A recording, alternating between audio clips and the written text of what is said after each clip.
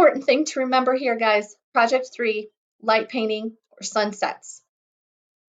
The most important part of that project is getting in there and showing me that you know how to use GIMP to do post-production editing, okay? I see a lot of you going out and you're like, all right, I got my sunset and I'm just gonna submit it.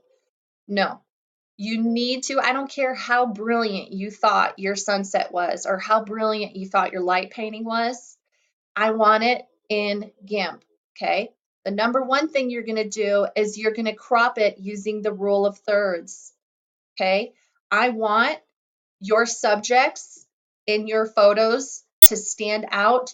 I want them on the rule of thirds intersections. Do you understand what that is? If you don't, go back and watch the video. All right. I also want it cropped so that anything that is not completely contributing to emphasizing your subject is out of there. Crop out distractions. There should only be one subject in your picture. I shouldn't have my eye rolling around and around and around trying to figure out what the heck is the subject of this picture. It should be obvious. It should be right on the rule of thirds lines. The only time that you would use symmetry in photography is if, for example, you're shooting a landscape and you've got a reflection happening and you want to capture the reflection in the foreground to what's happening up on the top half of the photograph, okay? So symmetry is not going to be used that often because, quite frankly, symmetry is a little bit boring, okay? So that's why we use the rule of thirds, and that's why you're using it in this assignment.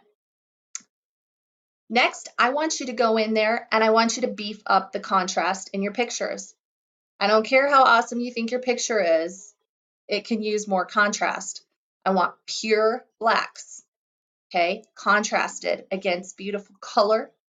So if you don't have the color that you need in there, go in there and play around with the color settings.